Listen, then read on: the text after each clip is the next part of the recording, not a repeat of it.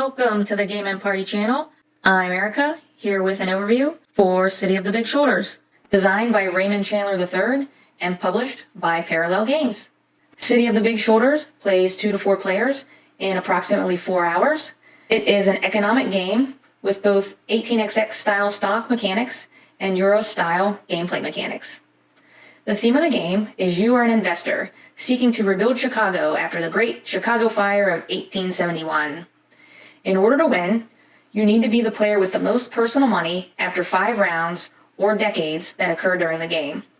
Personal money includes your cash on hand, the cash value of your stocks in any companies, and any cash rewards you may have received from completing public goals. This does not include company treasury money.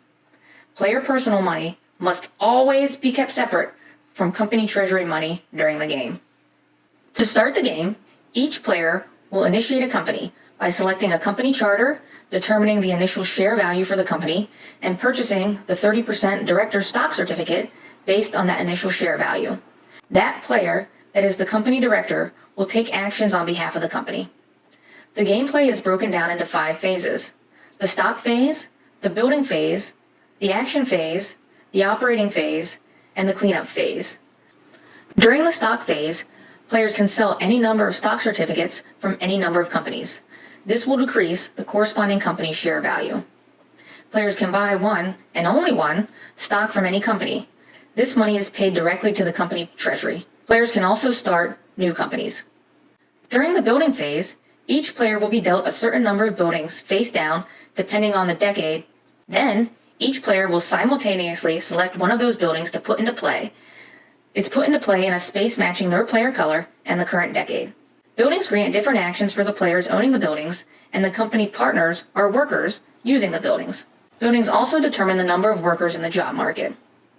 For example, this building pays the player owning the building $20, allows the company partner to purchase a capital asset at a $10 discount, and adds 2 workers to the job market. During the action phase, each player will send one of their partners or workers to a building location to perform its action. This is basically a worker placement mechanic. Players start with 2 partners, but will gain more throughout the game. Partners are considered per player, not company, so players can split their partners among companies for which they are the director. Players can send their partners to buildings owned by the bank, owned by other players, or owned by themselves. For example, at this higher worker space, players may place a partner here to hire any number of workers for their company. The player pays the bank for each worker it hires at the current market rate. These workers each cost $20. During the operating phase, companies may buy resources such as livestock, steel, wood, and coal from the supply chain area. For example, you may pay $40 for 2 livestock and 1 steel. Companies may also trade 2 identical resources for any other resource at the Haymarket Square. In addition, companies may use their factories to produce goods, once per factory, if the company has the appropriate number of workers and resources available, and if all factories prior to the currently producing factory have already produced. For example, the A.G. Spaulding and Bros leftmost factory will use 1 coal and 1 livestock to produce 2 goods. Companies may now sell these goods by placing them on 1 or more demand tiles. Next, companies may pay dividends or withhold earnings. Paying dividends to stockholders gives money directly to players and potentially increases the company's stock value. Withholding earnings retains the money within the company treasury and decreases the company's stock value.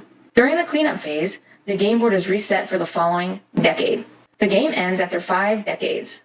The player with the most personal money wins. The City of the Big Shoulders also has an expansion called the Burden of Destiny expansion. This expansion adds 5 new companies, card stock money to replace the base game paper money, and wooden tokens to represent all the new and base game companies. Similar games include the 18xx series of games and Arkwright. Check this out!